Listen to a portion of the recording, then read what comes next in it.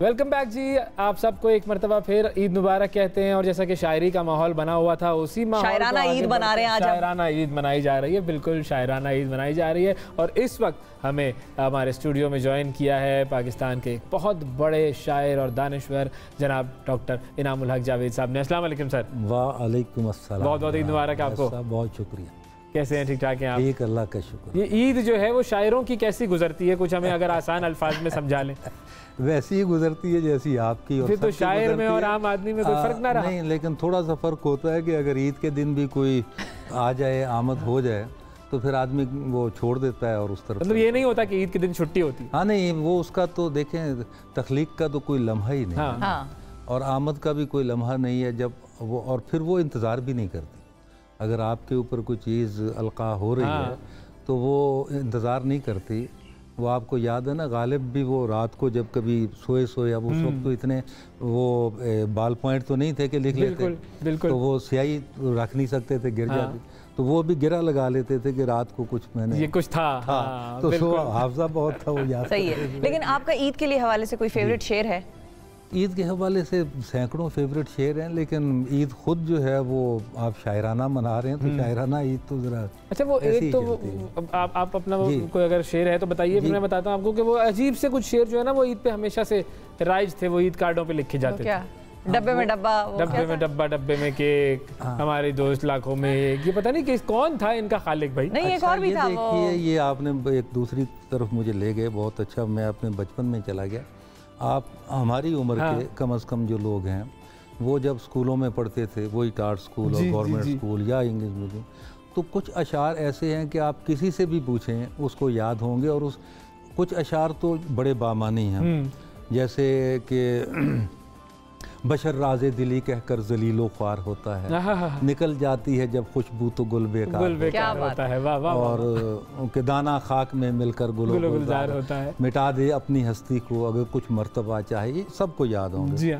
लेकिन कुछ शेर ऐसे हैं कि जिनकी वजह याद रखने की या उसमें मसलन एक शेर मुझे याद आता है, और मैंने बहुत से अपनी उम्र के लोगों से, हर एक को पता था कि बचपन में छठी तक वो था कि शीशी भरी गुलाब की पत्थर से तोड़ दूं। आपको भी याद है? बिल्कुल। अच्छा, इसमें क्या अजीब बात है, लाखों बरस की दोस्ती मिनटों में छोड़ दूं। तो ये चीज़ें शायद, ये कौन था इसकी तख्लीक करने वाला? शायद मिल जाए ना। मैंने एक किताब भी मुरतब की थी बहुत, कि ये जो आवारा गर्द अशार है ना, कि इनके ये मजेदार नाम है वैसे, कि इनका कोई पता नहीं, लेकिन शेर शायर से बहुत आगे। अच्छा, फिर वो उसमें ट्रकों वाली शायरी भी तो होती है, वो भी बड़ी खास है। शफाफ, वो ट्रकों वाली शायरी भी अपनी जगह है, लेकिन शेर के अंदर वो ताकत नहीं होती उनके। अच्छा। वो ऐसे हल्का, तो शेर तो वो है ना कि जो आपको, मसलन मैं आपको बताऊं कि तीसरी जमात चौथी में मैं पढ़ता था, तो मैंने एक कापी सी बनाई हुई थी उसमें। अच्छा, वो ज़माना ये था कि ऐसे तो नहीं था कि जैसे आज है टीवी चैनल, मोबाइल,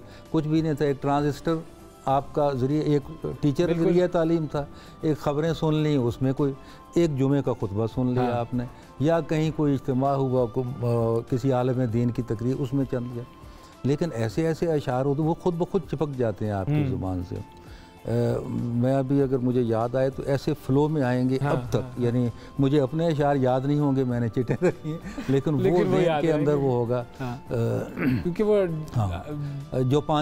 जो पत्थर पे पानी पड़े मुत्तसिल, बिलाशुबा घिस जाए पत्थर की सिल। कौन करता है फरेबी आदमी पर एतबार, कौन करता है फरेबी आदमी पर एतबार, काठ की हंडिया नहीं चूल्हे पे चढ़ती बार।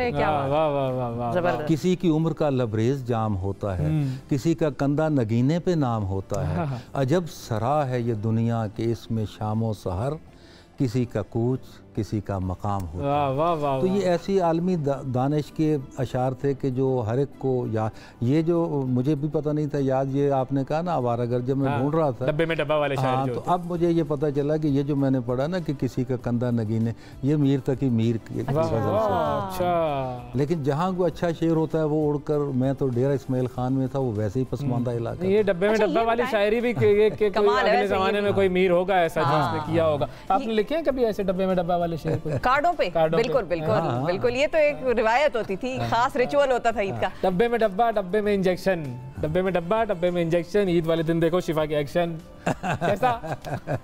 ये तो आ रही है एक लाइन, आ रही है बड़ी जबरदस्त। ईद वाले दिन देखो शिफा के एक्शन और साथ ये टेंशन। भाई वाह वाह वाह वाह वाह वाह वाह वाह। तो बस कुछ शायराना असर मैंने कबूल कर लिया है आज जबरदस्त बड़े शायरों के साथ हमारी नशिस्त का ना। अच्छा ये बताएं सर कि शायर को कैसा लगता है, क्योंकि बहुत मर्तबा ऐसा भी होता है कि अब एक शेर है वो वायरल हो गया, आजकल तो टेक्नोलॉजी का दौर है, व्हाट्सएप पे वो चले जा रहा है, लोग रिश्तेदारों में ग्रुप्स में भेज रहे हैं, शायर का नाम नीचे लिखा नहीं हुआ। अब कोई उसको ना आमिर इलियास बना देगा, कोई उसको मोहम्मद तौसीफ बना देगा। ये बहुत ज्यादती हो रही है। और जैसे मैंने कहा ना कि वो पहले भी था, लेकिन वो तो ये था कि शायर का नाम तो नहीं पता था, हमें भी नहीं पता था। लेकिन अब जो है कि फराज के नाम से ऐसे और फिर अपनी मर्जी से उसके अंदर कुछ भी उसमें लिख दें आप, और किसी के शेर किसी के नाम। ये तो इकबाल के बड़े शेर ऐसे इंटरनेट पर तो देखें ना, जो सच और झूठ में वो फर्क खत्म हो गया। सोशल मीडिया ने तो आपको उस स्टेज पर ले गया कि जहाँ सच और झूठ में फ़र्क खत्म हो गया। बिल्कुल ऐसा ही है, बिल्कुल ऐसा ही। तीन चीज़ 4 जगह देखें और आपको, लेकिन उसके जो मुस्बत फ़वाइद हैं वो तो अपनी जगह पे हैं, लेकिन मनफी जो शुगल हैं वो अपनी जगह पे हैं। अच्छा अभी मैं आपको चंद शेर सुनाना चाहता हूँ की तरफ चलेंगे, क्योंकि शायराना ईद है। तो सबसे पहले तो मैं आपका शुक्रिया अदा करता हूँ, आप दोनों का और हम टीवी का, कि आपने बुलाया। इसलिए कि ये गुज़श्ता दौर जो 2-1 साल का गुजरा है, मार्च 2020 से, ये कोरोनाई अहद में शायर का बहुत बड़ा अलमिया था कि वो लिख तो ले, सुनाए किसे। बिल्कुल। और ये तो शायर के दिल की आवाज़ है ना, वो उससे सुनाना लिख तो ले, सुनाए किसे। तो वो एक अब गुफ्तगू खत्म, अब शायरी शुरू है, अब शायराना गुफ्तगू कर जी। तो मैंने अर्ज़ किया कि घर पर पड़ा हुआ हूँ और बुड़बुड़ा रहा हूँ, घर पर पड़ा हुआ हूँ और घर पर पड़ा हुआ हूँ और बुड़बुड़ा रहा हूँ, मैं अपनी शायरी अब खुद को सुना रहा हूँ। वाह वाह वाह वाह वाह। और मैंगो से जो बनाया था मिल्क शेक मैंने, मैंगो से जो बनाया था मिल्क शेक मैंने, उस मिल्क शेक से अब मैंगो बना रहा हूँ। वाह वाह वाह भाई वाह। वो हालात ऐसे थे कि क्या कर रहे हैं कोई पता नहीं चलता कि क्या हो रहा है या क्या किया जा रहा है। और मैंने ईद के हवाले से भी सुन ली कि मैंने एक केक जो भिजवाया था नौरीन के घर, मैंने केक जो भिजवाया था नौरीन के घर, मैंने एक केक जो कोई खातून हो सकता। अच्छा, मुझे लगा शायद आपने भिजवाया था वाकई। भिजवाया था कि मैंने एक केक जो भिजवाया था नौरीन के घर, ले गई गिफ्ट में आगे से वो परवीन के घर। वाह वाह वाह वाह। आजकल हेल्थ कॉन्शियस ये है, लोग मीठा नहीं खाते, लोग मीठा भी नहीं खाते सर। इसमें एक और पैगाम भी है। वो पैगाम ये है कि उनको आपका तोहफा कबूल ना था शायद। नहीं, मैं आगे अर्ज करता हूँ। अच्छा, पूरी वजाहत के साथ है कि मैंने एक केक जो भिजवाया था नौरीन के घर, ले गई गिफ्ट में आगे से वो परवीन के घर, घूम कर ऐसे ही ये और भी 2-3 के घर आ गया, शाम ढले फिर इसी मिस्कीन के घर। वाह वाह वाह वाह वाह। ये तो तोहफा तो कबूल किया उसने, लेकिन मजीद तो वो उसको बचत भी की साथ उसने, बचत प्रोग्राम का बचत दर बचत का मामला चल रहा है। लेकिन ये अच्छा है, नौरीन और परवीन और फिर मिस्कीन। हाँ, और मेरा महबूब खुद एक मॉडर्न सोसाइटी से है। अच्छा, मेरा महबूब खुद एक मॉडर्न सोसाइटी से है, सो वो इश्क व मोहब्बत को फ़कत कंसर्न कहता है। अच्छा, इसको मोहब्बत को फ़कत कंसर्न कहता है। मेरा महबूब भी एक मॉडर्न सोसाइटी से है, सो वो इश्क व मोहब्बत को फ़कत कंसर्न कहता है, उसे वादा खिलाफ़ी पर नदामत तक नहीं होती कि वादे से मुकर जाने को वो यू टर्न कहता है। वाह वाह वाह वाह वाह वाह वाह वाह। कि वादे से मुकर जाने को वो यू टर्न कहता है। और एक पुराना कथा आपको सुना देता हूँ अगर आप कहें। जी। वो भी अब रुसवाई ज़माना ही हो गया है, लेकिन ये कि हालात ऐसे ही हैं कि जैसे वो कहते हैं ना कि शराब और चावल पुराने हों तो ज़्यादा कीमती होते हैं, इश्क और बीवी नए हों तो वो ज़्यादा कीमती हैं। अच्छे शेर की खूबी ये है कि वो चाहे नया हो या पुराना, हर 2 सूरतों में वो अपनी वो कायम रखता है। बिल्कुल बिल्कुल। तो ऐसे क्लासिक तो ऐसा होता है ना कि जो हमेशा ये एक था सूरत हाल जो कि बदली नहीं है, इसलिए शेर भी अभी तक वैलिड है कि इधर नाके पे नाका चल रहा है, इधर डाके पे डाका चल रहा है, इधर मंसूबा बंदी के हैं चर्चे, इधर काके पे काका चल रहा है। बिल्कुल। There are heaps of post after post, there are reaps of plunder after plunder, here claims of family planning and their cries of babies thunder। तो ये अभी जो बात आप कर रहे थे ना वो सोशल मीडिया, ये मामला ऐसा ही रहना है, ये तब्दील भी नहीं होना ये वाला मामला। सोशल मीडिया है। हाँ सोशल है, अब ये शोशे छोड़ता है बिल्कुल। और इस मामले में कोई यू टर्न भी नहीं है। हाँ, ये वो मामला है, चीज निकल गई तो बस फिर वो निकल गई, और इसने आगे ही आगे जाना है, रुकना नहीं है। जैसे फैशन नहीं रुकता ना जी, इसी तरह ये चीजें भी नहीं रुकती। बंदा शायरी सीख सकता है, सीख सकता है, बशर्ते कि उसके अंदर खुदादाद सलाहियत हो, अच्छा, टैलेंट हो। मसलन मैं गाना चाहूँ तो मैं नहीं गा सकता क्योंकि मेरे गले में वो सोज ही मौजूद नहीं है। हाँ, जब आपके अंदर वो चीज़ मौजूद है, फ़न जितने भी हैं, पेंटिंग करना चाहें, ये बुत तराशी है, जो भी है, फ़न तराशी है, तस्वीर बनानी, ये सारी ये जितने भी फ़नून लतीफ़ा हैं, ये पहली बात है खुदा की देन है ऊपर से, और किसी को पता नहीं चलता कि ये वो बड़ा होके क्या बनेगा। हाँ। अच्छा, वो खुद ब खुद इंस्टिंक्ट उसके अंदर अचानक शायर बन जाता है, अचानक वो। लेकिन उसके बाद फिर बाकी मेहनत है। जैसे शेक्सपियर ने कहा था ना कि जो मैं लिखता हूँ, जो मेरी इंस्पायरेशन है वो 1% है और परस्पायरेशन जो है 99%। बिल्कुल। तो मेहनत फिर आपकी आगे ज़रूर है, लेकिन अता कहीं से होता है। जो आते हैं गैब से ये मज़ानी ख्याल में, आते हैं गैब से ये मज़ानी ख्याल में, और फिर ये सोज इलाही कहाँ से बिल्कुल कहाँ से आता है। तो ये चीज़ें अभी तक मरमूज हैं, रम्ज़ हैं, आप कह नहीं सकते। वो मेरी एक नज़्म थी, अनवर मसूद साहब भी कई दफ़ा ये वाक़या बयान किया करते हैं। तो मेरी एक नज़्म थी बकरा मंडी पंजाबी की, तवील नज़्म थी, बहुत पॉपुलर हुई है अब भी।